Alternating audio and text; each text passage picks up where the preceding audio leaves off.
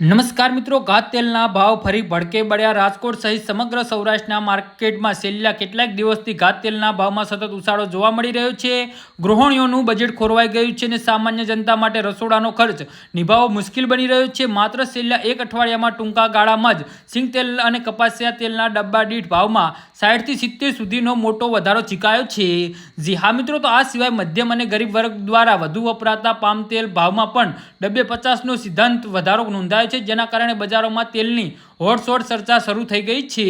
જી હા મિત્રો, અત્યારે હાલના સૌથી મોટા અને મહત્વના સમાચાર સામે આવી રહ્યા છે। તો મિત્રો, સમાચારમાં વધુ વિગતવાર વાત કરીએ તો ઘાત તેલના ભાવમાં અચાનક આવેલા આ ઉછાળા પાછળનું મુખ્ય કારણ કુદરતી પરિબળ ગણવામાં આવી રહ્યું છે। ચાલુ વર્ષે ચોમાસા દરમિયાન યોગ્ય સમયે વરસાદ ખેંચાઈ જતા સૌરાષ્ટ્રના કૃષિ ક્ષેત્ર મગફળી અને કપાસના વાવેતરને ભારે ફટકો પડ્યો છે। પૂરતા પાણીના અભાવે આ વખતે મગફળી અને કપાસનું ઉત્પાદન ધારણા કરતાં ઓછું થવાની ભીતિ છવાઈ રહી છે। કાચા માલની અછત ઊભી થવાના એંધાણના કારણે ઓઇલ મિલોના પિલાણ માટે મગફળીની આવક ઘટી છે, જેની સીધી વિપરીત અસર બજારના સિંગ તેલના પુરવઠા અને ભાવ પર જોવા મળી રહી છે। જી હા મિત્રો, તો આના વિશે તમારું શું કહેવું છે તો નીચે અમારી કમેન્ટ બોક્સમાં જરૂરથી જણાવજો અને અમારી YouTube ચેનલને સબસ્ક્રાઇબ કરવાની ભૂલતા નહીં। ધન્યવાદ।